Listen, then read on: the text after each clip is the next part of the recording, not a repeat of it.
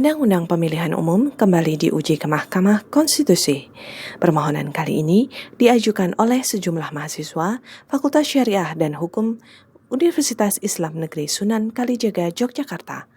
Dalam permohonannya, para mahasiswa ini menguji sejumlah ketentuan yang mengatur ambang batas parlemen untuk mencalonkan pasangan calon presiden dan wakil presiden. Kepada Majelis Hakim Konstitusi, pemohon mengungkapkan bahwa ambang batas parlemen bagi partai politik untuk mencalonkan pasangan calon presiden dan wakil presiden telah melanggar hak konstitusional pemohon sebagai pemilih. Menurut pemohon, ketentuan dimaksud telah melanggar batas-batas kebijakan hukum terbuka, serta memaksa pemilih untuk memilih calon yang tidak sesuai dengan preferensinya. Idealnya, nilai suara seharusnya mengikuti periode pemilihan yang bersangkutan. Namun, dalam kasus presidensial threshold, nilai suara digunakan untuk periode pemilihan yang mengarah pada distorsi representasi dalam sistem demokrasi. Hal ini menunjukkan adanya ketimpangan antara penyimpangan pada prinsip asas periodik, di mana nilai suara harus mengikuti sistem periode pemilihan secara proporsional.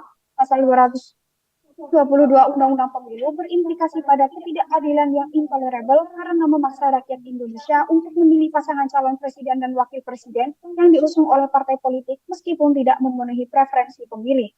Terhadap permohonan tersebut, dalam nasihatnya, Wakil Ketua MK Saldi Isra menyarankan pemohon untuk memperkuat argumentasi permohonan, khususnya berkaitan dengan kerugian hak konstitusional pemohon. Berikutnya, Saldi meminta pemohon untuk dapat membedakan antara kerugian konstitusional dengan dasar pengujian. Menurut Saldi, pemohon harus menjelaskan mengapa pasal yang diuji bertentangan dengan konstitusi.